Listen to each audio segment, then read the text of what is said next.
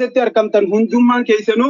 إن شاء الله تعالى والدقي فتشو شيخ خيسن أجج قدو أمير خيسن قالي قدو مالي جنان قاب تكو سينا تكا خيستي نمني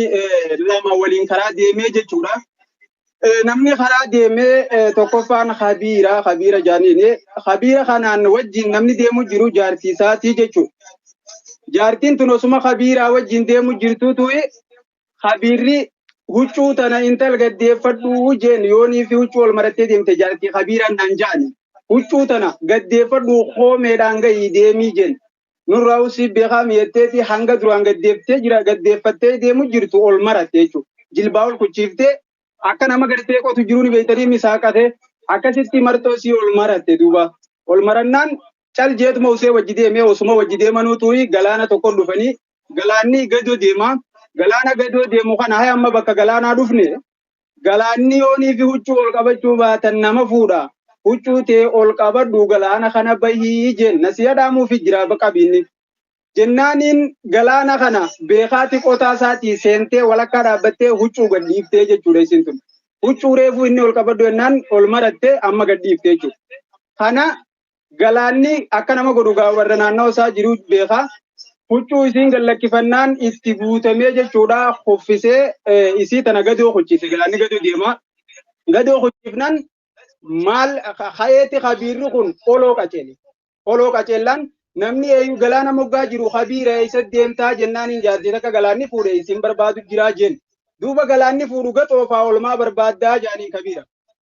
yaa boojee waatu isin hin galini taqaalii xiyyam godhini qaalii galaanaa godhaa miti keeysa ol deebuun dhabduu jeen qabiitu taqaalii xiyyam goone qaalii galaanaa godhaa miti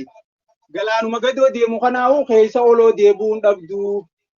faallaa kiyya deemu jirtiidha ibsee jechuudha kanaaf obboleeyyan kiyya barnoota keeysatti namni faallaa walii deemuu yoonii fi dhufte wanni sun waan itti fufaan taatu kanaaf inshaallahu taala tokkummaadhaan wal dhageeffachaa waliin deemuudha qabdan ustaazonni keenya kanarra sagantaa tana gaggeessitan hundi keessanuu galatoomaa dacha rabbi jazaa isin haa kafalu inshaallah hiree shamarran keenya hunda rabbi nuuf haa tolchu warra biyya alaa jiru gartee inshaallahu taala biyya keessa bee biyya hambaa keessa jiru riskii barakaatiin rabbi itti haa kennu zalaalam madam dalagaa ooluudhaa miti gahee injifannoon gara biyyaa galchee warshaa gurguddaa dhaabee inshallah ijoollee teenya tachi yaa'u jirtu warra keessa dalagachiisu rabbi isin haa taasisuudha isinii dhaamna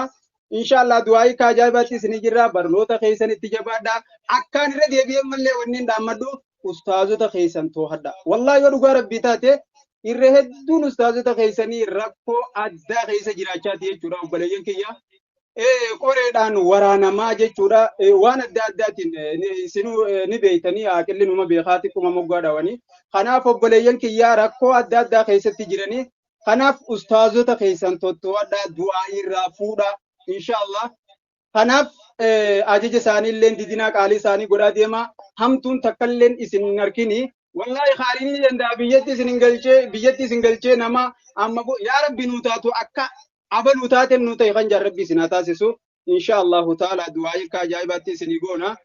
kanuma gaa inshaallah na boodas namoonni baay'eetu hafee jeetii yaada sagantaa xiyyaa asumarrattiin isinirraa gabaabsaa yoo kan yeroon hafte taate ittiin deebi'a yoo yeroon hafuu baattee inshaallah sagantaa bareedduu bifa addaatiin gizaanii fi quraana haffaztan ulamaa'ota gurguddaa wajjin raayyaa abbaa mancaa sheekh amiin ibrootii fi kana hundaa wajjin affeeramuudhaaf